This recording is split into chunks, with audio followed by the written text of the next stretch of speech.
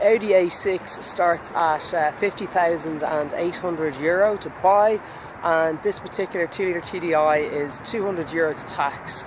There's a whole host of extras as usual available to spec on your Audis. I'm going to go through a couple of the ones available on this model. As you can see on the front grille of the Audi, it's gotten an awful lot wider than the previous generations. We also have there's 38, I think, optional safety systems. So you've got the usual kind of cruise control on the front.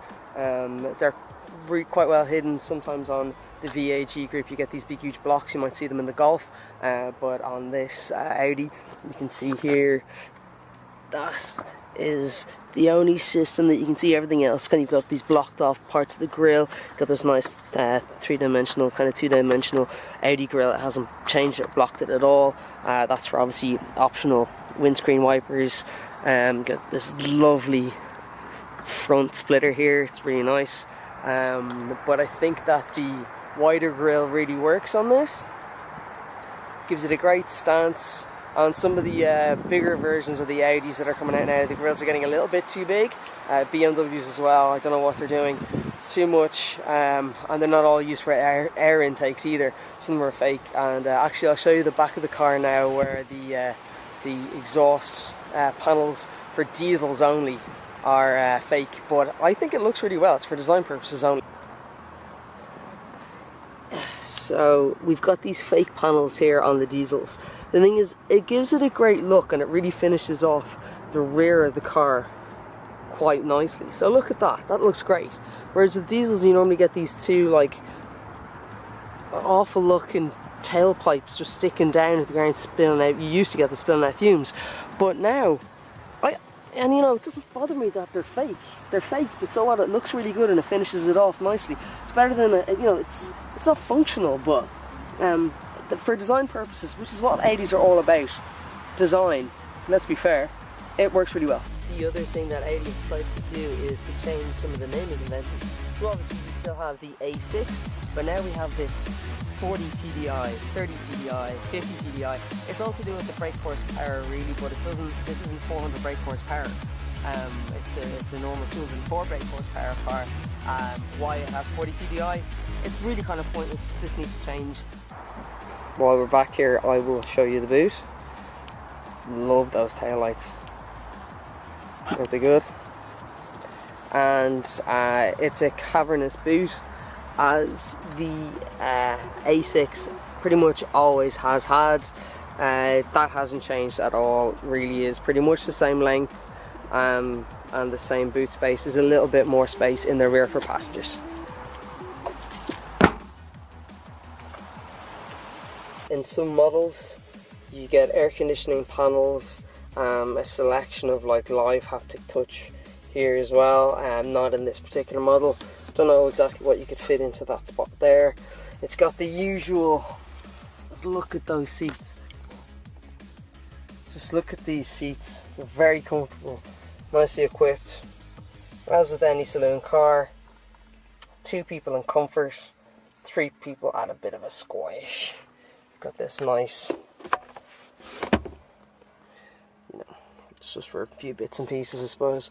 More for comfort than for major storage. And then it just flips up nicely. Boom. It's a really comfortable, quiet cabin, nice place to spend time in, and just look how much space. And this seat, it's not pushed the whole way to the front. There's plenty of space for a front passenger there. The driver sits in comfort as well. Lots of space for leg and knee room, and I'm perfectly comfortable right back here where I am. I really like this cabin. It's a great space to spend time. Just to go through some of the menus available on this virtual cockpit, you've got obviously your sat nav, telephone, media, radio, phone apps that you can use to communicate with the car, and other settings. So you've got drive select, where you have your dynamic, auto, comfort, efficiency, and then you can set up your individual settings as well, which is pretty cool. I found it best to drive in comfort mode. I think Audis are best at comfort unless you're buying, you know, the RS6, RS4, you know, all the sporty ones are meant to be sporty, but the rest of the range are just meant to be driven nice and easy. Yeah, so efficiency assist, all of you've just got so many menus and lots of things, nice things to play with. There's your sync, you can hear the haptic touch as I click on and off, your exterior lighting, your rain sensors on, background lighting, brighter, softer, settings and service, central locking. All of the menus are available in here in this really nice and handy system to use. It's lovely. You can adjust your media availability. This is like from your phone, also connected to your phone, and then back to your sat nav. So you get greater and deeper menus depending on the spec of your MMI system. I have the engine running because it doesn't show up with the ignition off, as it were, but yeah, it's a good place to spend time.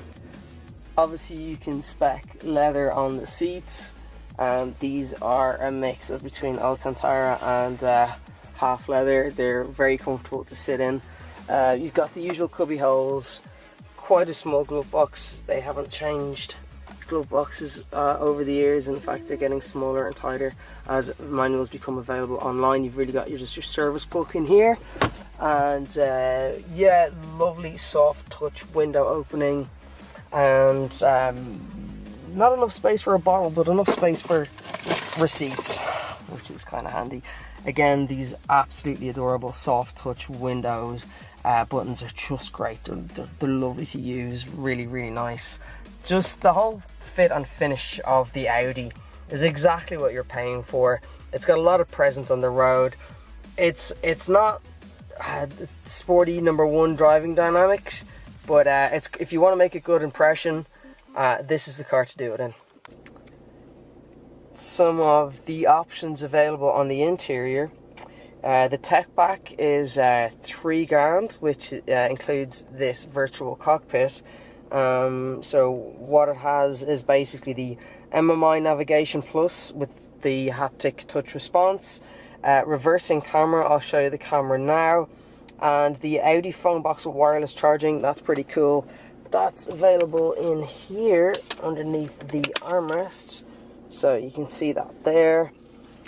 And basically the Audi Virtual Cockpit, as I'm showing you here. Honestly, if you can spec it, I would. It's one of the best systems out there. Volkswagen also do a similar one, but it's just not as good. It's toned down, obviously, for the brand of car. So, as I say, the A6 starts at €50,800. The retail price of this car with the standard S-Line spec is 55 grand. The optional prices are €4,000, so it brings the total up to about €59,000 as spec'd. Now the dealers do this for press cars just to show you what the options are available. You don't have to buy them with all of this, but again, this is a good idea. It's an excellent place to spend time. It's the driving dynamics, I give it 6-7 out of 10. It's not quite there for dynamics. You can change, as I showed you earlier on, the suspension settings, but Audis really are, unless they're the RS versions, they really are meant to be driven slowly and easily, take it handy, kind of like the Mercedes vibe of driving styles. You can't fault them for the design. I absolutely adore the interior and exterior of the Audis.